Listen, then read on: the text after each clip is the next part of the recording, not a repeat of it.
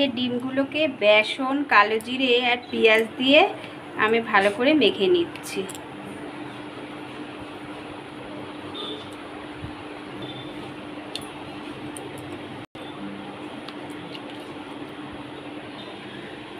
কড়াইতে তেল দিয়ে দিলাম।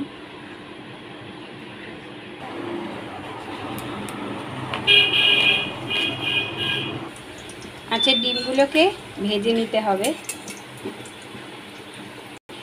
বড়াগুলোকে ভেজে নিয়েছি।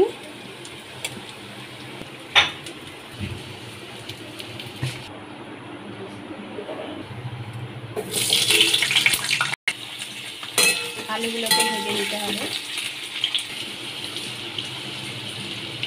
হলুদ গুঁড়ো 1 চামচ, 1 চামচ নুন। আলুগুলো ভাজা হয়ে গেছে, লাল লাল করে আলুগুলো আমি ভেজে নিয়েছি। 1 চামচ গোটা জিরে, 1টা শুকনো লঙ্কা, 2টো টমেটো, 6-7টা রসুন কুচি আর 2টো পেঁয়াজ পেস্ট করে রেখেছিলাম। এবার এগুলো এর মধ্যে দিয়ে দেব। এবার এটাকে ভালো করে কষিয়ে নিতে হবে। 1 চামচ চানা মশলা দিয়ে দিলাম, 1 চামচ জিরে গুঁড়ো,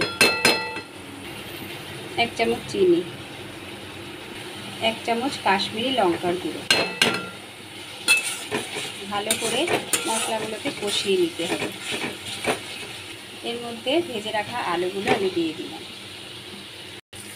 1 চামচ নুন অ্যাড করলাম। এবার এর মধ্যে 1 বাটি জল আমি ঢেলে দিচ্ছি।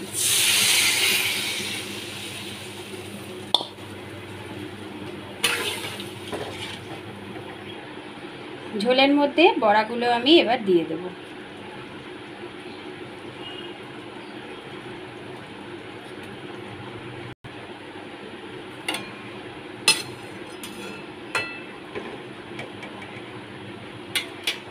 আমার রেসিপিটা কমপ্লিট হয়ে গেছে।